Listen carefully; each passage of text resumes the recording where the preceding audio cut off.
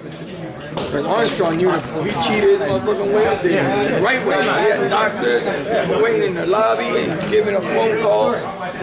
He would have did it like that. And so what'd you make of it when you did hear about it? Like, what was your first, I just heard initial... it from you right Oh, so that was the first time you heard it? Yeah, so... I've been focused on Danny, like... So he got tested yesterday, and they told him, believe Vada told him, like, hey, you tested positive for the substance. He went in the gym, still training, and he didn't really say much.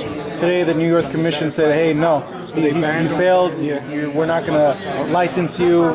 So they're looking for an opponent. So I'm glad the commission stepped it up, because a lot of commissions, they don't step it up. They just leave it up to the fighters and the promotion. So I'm glad they did their job. Does it make it worse when it's athlete and boxing in a combat sport? Because we're talking lives, right? No, you're right, because this could really kill you. Because you got to understand that MMA is a good sport too, but they get knocked out, they live again. And when you take a beating for 12 rounds, it beats you down. So boxing is more dangerous, believe it or not, than MMA. Because MMA, I mean, you get kicked in the face and all that. That probably hurts too, an elbow in your face. But when you get 12 rounds, and that's why boxing in the 18th century was scheduled for 50 rounds. So they start at 12 o'clock in the afternoon under the sun in the baseball field. And Jack Johnson was the only fighter that ever won 25 rounds. It was scheduled for 50 round championships. And then they kept cutting it down to 15 rounds in the 80s, and now it's 12 rounds because of that reason. Because fighters get beat down where you can get knocked out and live again. But if I beat you slowly, I'm killing you slowly. So people understand. So you do some kind of substance to improve yourself to box or to do anything, then you cheat and then you put in somebody else's life. So people like that, if they get caught in a tournament or a fight, they should go to jail because that's murder. So you think that should happen to Miller? Well, I don't think it should happen to him because he got caught outside the ring. But I'm saying if you get caught after a fight, you beat a guy down bad, and you get caught with substance in your body, you should get prosecuted for that. That's like taking shit out the gloves. Yeah. Two questions, Angel, on that topic. One, what do you think? Do you think what they're doing now is good in terms of the punishments, or do you think they should be stricter? Well, they should be stricter because you got to make an example. Because if I suspend you for 2 years, that's like Villainfy, that's nothing. But you got to come down on that because you got to understand there's people's family in the rings.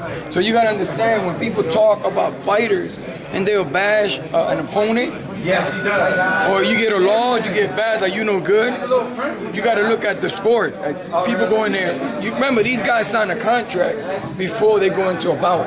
Who they're going to leave whatever to. So that tells you everything right there. So you got to understand that people out there love these boxers. Not only fighters. We see them as fighters. They gladiators.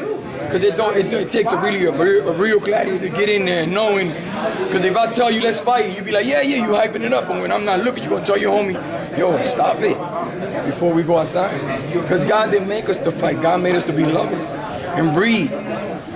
You got to be a special guy for this, brother.